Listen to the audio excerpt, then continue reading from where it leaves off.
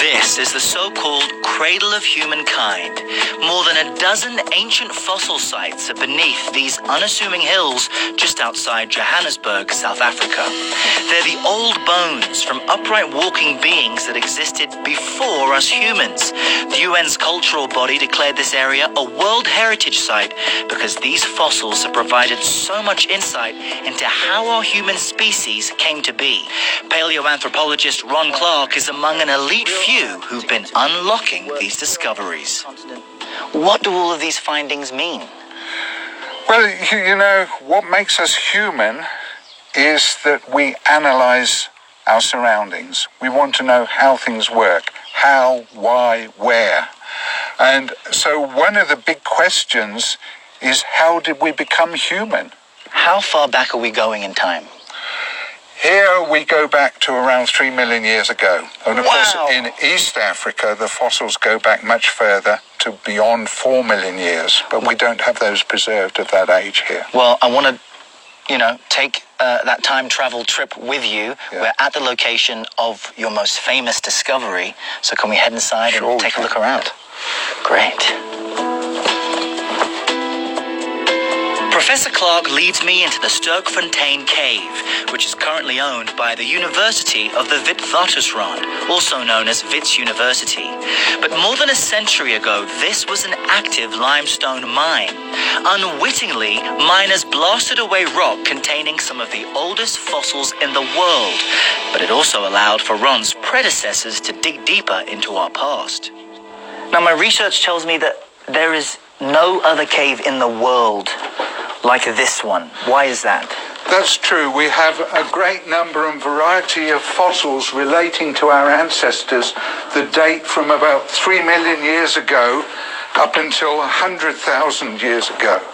All right here. All right here, and I'm going to show you one of the deepest and oldest.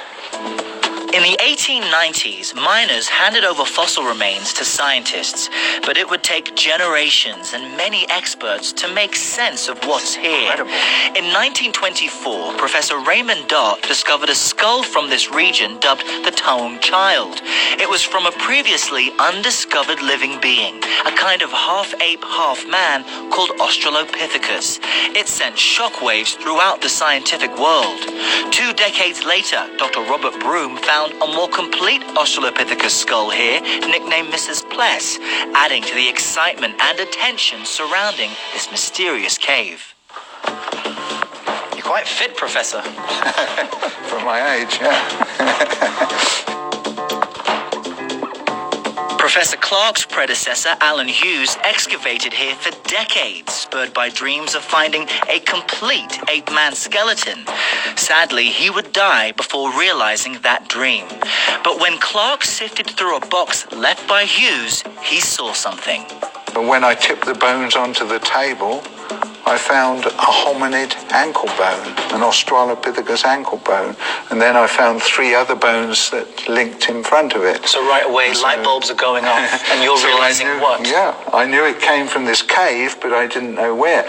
And then 3 years after that, I found more of the same foot and lower leg, and I said, well, the whole skeleton must be here in the cave.